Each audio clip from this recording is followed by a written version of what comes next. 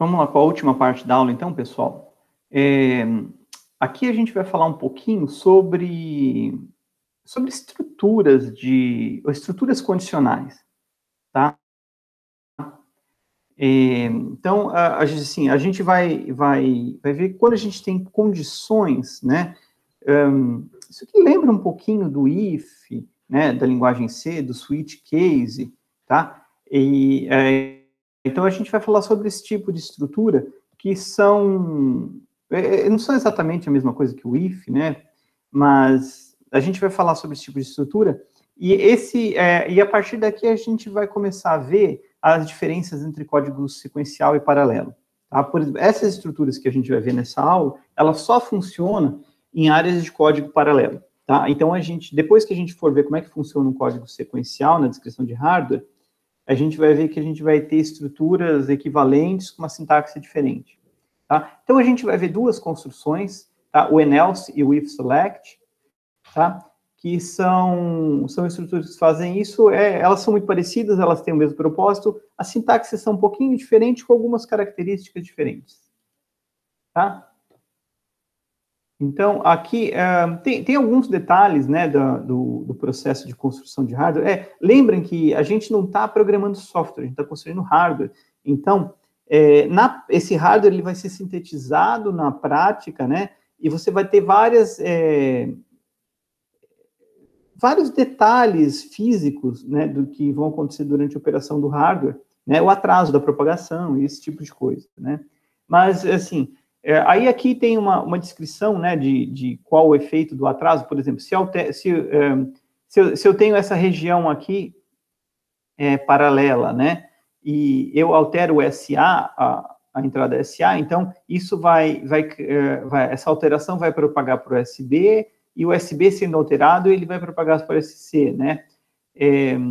Então, assim, a gente pode simular esse atraso, né? E esse tipo de atraso, ele vai acontecer no hardware de acordo com as características do próprio hardware. Mas na maior parte dos casos, a gente considera, né? Então, aqui está mostrando os deltas de atraso, de quando iam acontecer, né? Essas modificações. Uma vez que eu modifico o SA, eu vou ter essa sequência aqui, tá? E esse delta significa o atraso, né? Então, imagina assim, eu tenho tempo 0, todos valem 0. No tempo 10, né, eu tenho uma mudança no SA, então essa mudança, dessa passagem do valor do SA para o USB, ela vai acontecer depois de um determinado delta, né? E uma vez que o USB foi alterado, o USB para o SC vai depois de um determinado delta, que corresponde ao atraso na propagação dos sinais, tá?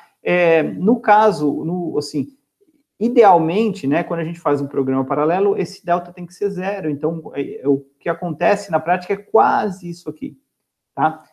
A não ser que a gente coloque alguma restrição no hardware, né?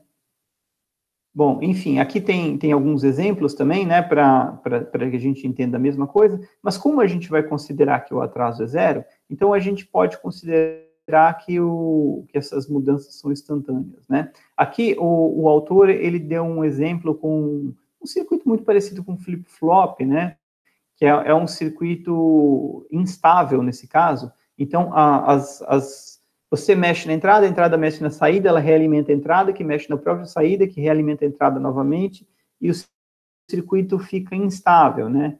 E aqui a gente tem assim, para entender esse tipo de circuito, a gente tem que pensar num atraso, né? Porque o circuito ele vai ficar instável e essa instabilidade, a frequência da instabilidade, na prática, ela vai depender do tempo de propagação, né? E aqui ele mostra como esse circuito, se a gente imaginar que cada atribuição, cada cálculo, né, da saída baseado na entrada tem um delta, como vai ficar essa instabilidade aqui, né, esse período de estabilidade, como os sinais vão trocando até que ele se estabiliza, certo? Mas, em geral, a gente não precisa se preocupar com isso. Quando a gente vai fazer simulação, a gente vai fazer simulação lógica, sempre pensando que o atraso é 0, né? E mesmo na prática, quando o atraso, assim, mesmo quando a gente vai trabalhar com circuitos experimentais, a gente faz circuitos que assumem que o atraso é 0, e a gente tem que fazer um mecanismo de sincronismo de modo com que o atraso não interfira no funcionamento do circuito.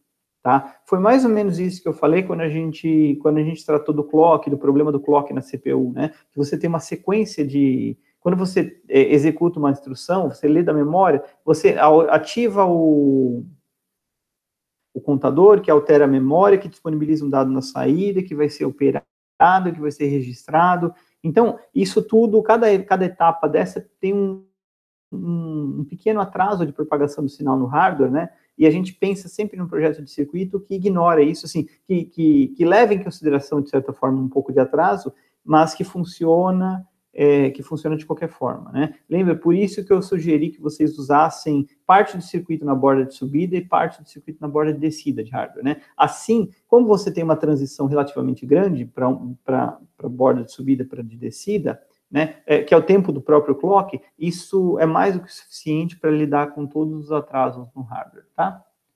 Aqui a gente tem um exemplo, então, de como fazer um projetinho simples, né, em VHDL, que é um multiplex. Tá? Um multiplex de 4 entradas, uma saída e 2 seletores, né? Vocês viram multiplex nas aulas de introdução à lógica digital. Aqui está o circuito, para quem não lembra, né? Então, cada uma das portas END vai ter uma combinação das portas de seleção aqui diferentes, de modo que eu vou selecionar uma das entradas para ser enviadas para a saída.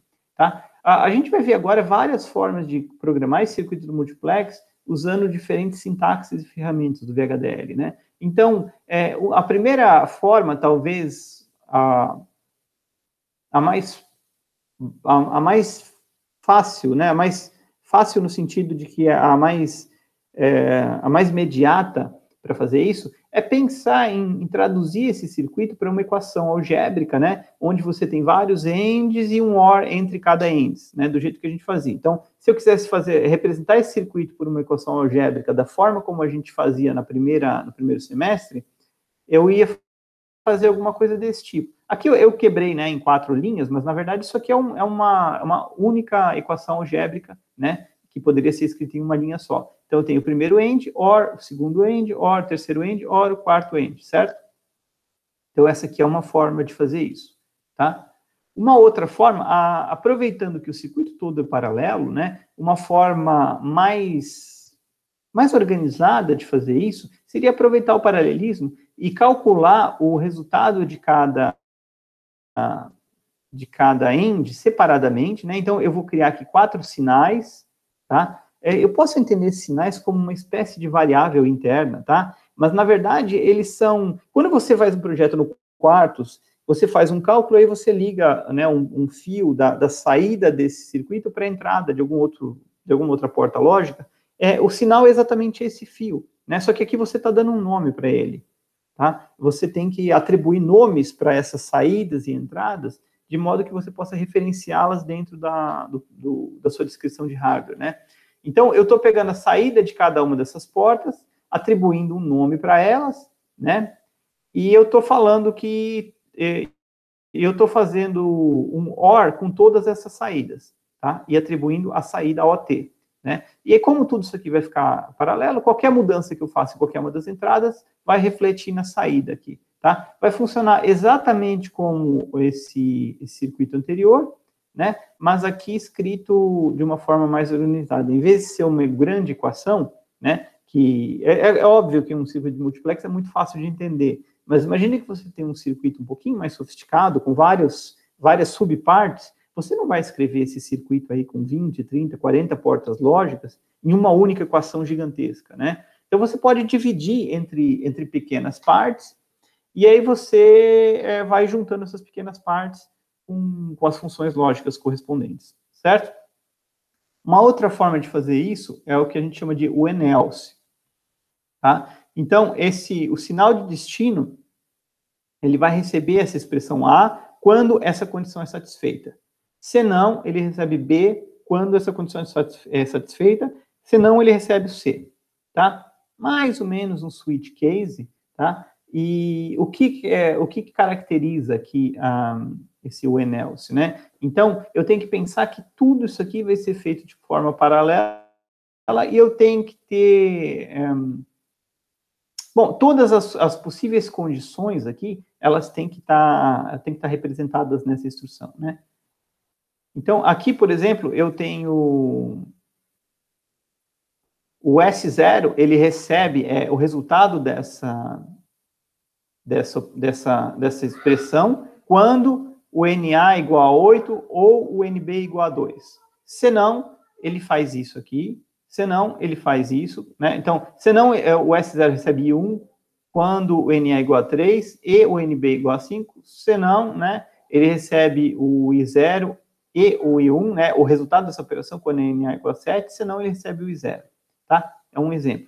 E aqui está o nosso multiplex usando o Enelse, tá? Então, o AT recebe o I0 quando o S1 é igual a 0 e o S0 é igual a 0. Senão, ele recebe o I1 quando o S1 é igual a 0 e o S0 é igual a 1, tá? E, então, dá para ver, isso aqui se torna um pouquinho mais próximo das linguagens de operação, das linguagens de programação que a gente conhecia, né? Então, em vez de usar só operações lógicas, né, de AND, OR, como a gente usou nos exemplos anteriores, a gente está usando o AND e o ELSE, que são palavras-chave que são um pouquinho mais de alto nível, né? Então, eu consigo entender muito bem esse circuito lendo isso aqui. Na verdade, quem nunca viu VHDL pode entender bem isso aqui. Mesmo quem não sabe muita lógica digital, né, e não domina completamente as operações lógicas e aritméticas, vai entender isso aqui, porque isso aqui parece muito com C, né? When, else, duas condições de igual, né, alguma coisa assim. Tá? Então, isso aqui é um exemplo do mesmo circuito que a gente implementou anteriormente de duas formas, usando o when, else. Tá? O if select, ele é muito parecido com o when, else. Tá? Então, eu tenho a minha expressão de escolha, né? E eu vou selecionar, então, qual dessas linhas vai ser executada, né? Então, meu sinal de destino, aqui a expressão de escolha pode ser uma operação, né? Que vai gerar essa condição, tá? Então, o sinal de destino, ele recebe a expressão A quando essa condição é satisfeita. Ou ele recebe o B quando essa condição é satisfeita. Ou C, quando essa condição ou essa condição são satisfeitas. Então, aqui a gente tem uma outra forma de representar o ou, né? Ou, se eu tiver várias condições, né? Então, eu tenho o condição 5 até a condição 7, tá? E se não, né? Ele recebe o E em qualquer outra situação, tá? Vamos ver o nosso exemplo. Aqui tem vários exemplos, né? Então, quando A, por exemplo, quando o S0 vale A, ele recebe essa expressão. Quando o S0 vale B ou C, ele recebe o resultado dessa expressão. Quando o S0 vale D até G, ele recebe o resultado dessa expressão aqui. Quando o S0 vale X até K, né, contando para trás, ele recebe o I1. Qualquer outra situação, ele recebe o I0. Tá? E aqui o nosso multiplex, então, eu tenho o seletor, tá? Esse seletor tem 2 bits, né? O S0 e o S1. S0 e S1 são entradas, né? O I3, o I0 e o I3 são entradas e o OT é a saída, tá? Então, eu criei um sinal aqui, que é uma variável intermediária, né? Que ela é um bit, é um vetor de 2 bits, tá? E esse vetor de 2 bits, ele é composto pelo S0 e S1, tá? Então, essa instrução e toda essa estrutura, elas acontecem em paralelo, de forma que se eu mudar o valor de S0 ou S1, eu mudo o céu, né, o valor do céu, e quando eu mudo o valor do céu, eu mudo aqui o resultado dessa seleção, né? Então,